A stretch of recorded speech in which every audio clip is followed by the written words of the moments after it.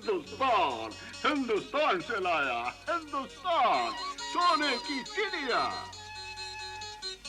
हाँ, dollar, dollar, सोना, हिंदुस्तान।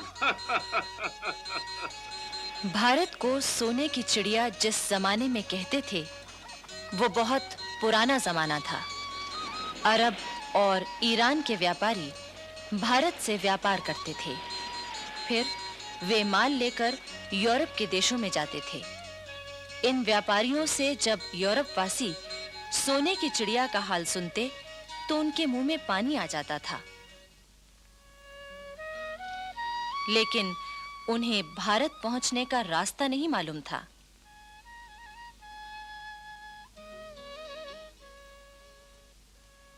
आखिर एक दिन कोलंबस नामक यात्री भारत की खोज के लिए निकला, लेकिन अफसोस, उसने पश्चिम का रास्ता पकड़ लिया और वो जा पहुंचा अमेरिका। बस लगभग इन्हीं दिनों पुर्तगाल से भी एक यात्री सोने की चिड़िया खोजने चला था। 22 मई 1498 को उसका जहाज मालाबार तट पर कालीकट पहुंचा।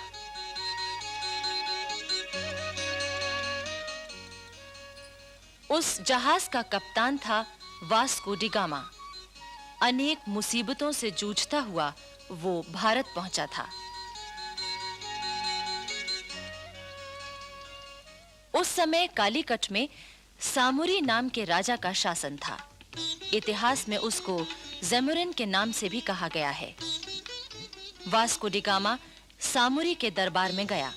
उसने सामुरी को कीमती भेंट दी। सामुरी ने वास्को डी गामा का स्वागत किया। वास्को डी गामा ने सामुरी के राज्य में व्यापार करने की इजाजत मांगी, जो तुरंत ही मिल गई।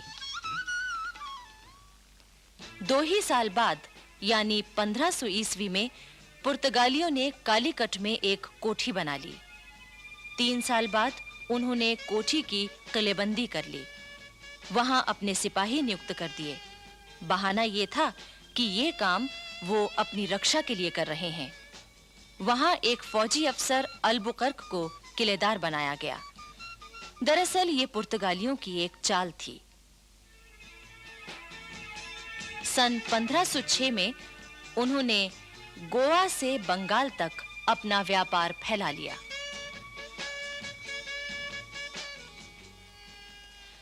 सत्रहवीं शताब्दी के प्रारंभ में हेक्टर नामक एक जहाज अंग्रेज व्यापारियों को लेकर भारत की ओर बढ़ने लगा।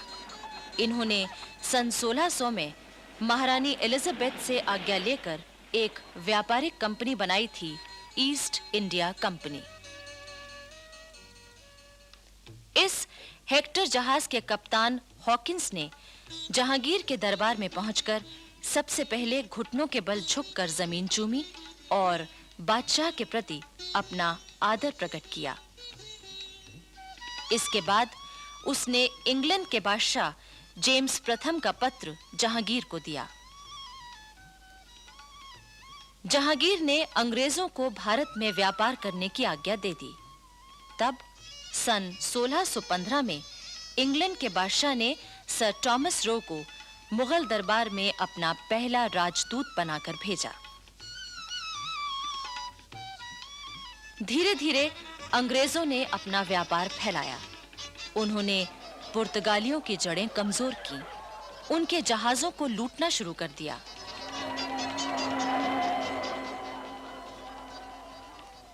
औरंगजेब के समय में तो उन्होंने कोठियां भी कायम कर लीं और अपनी हिफाजत के लिए किलेबंदी भी कर ली। इसी बीच भारत में फ्रांसीसी भी आए।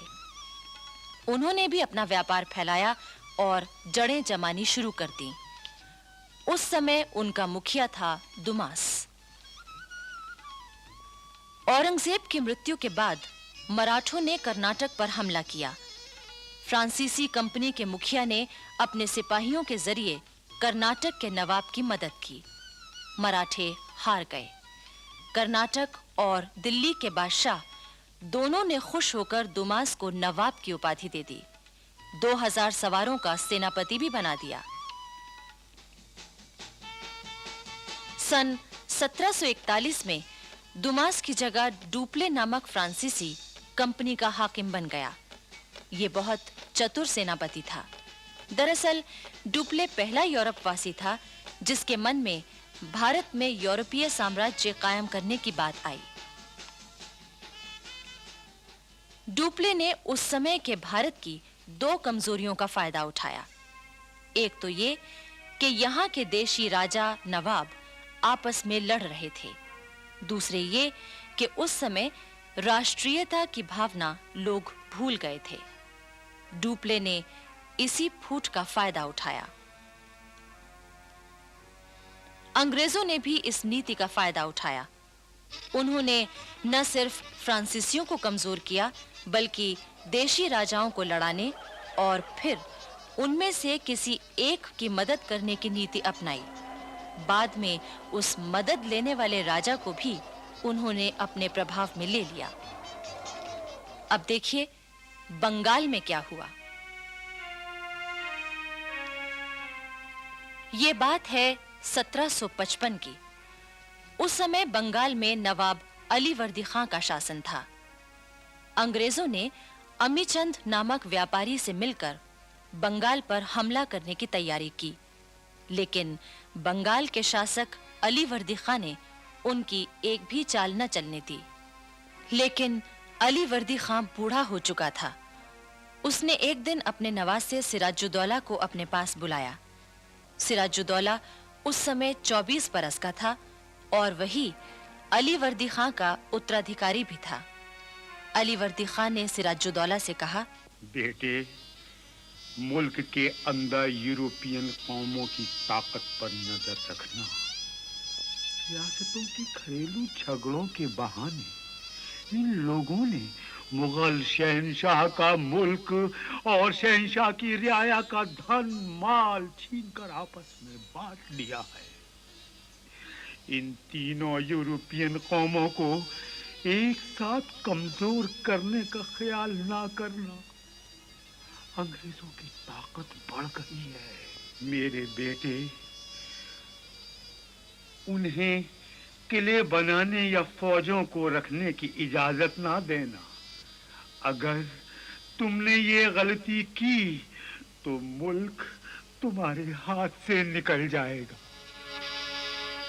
अलीवर्दी खां की मृत्यु 10 अप्रैल 1756 को हुई और सिराजुद्दौला अपने नाना की गद्दी पर बैठा।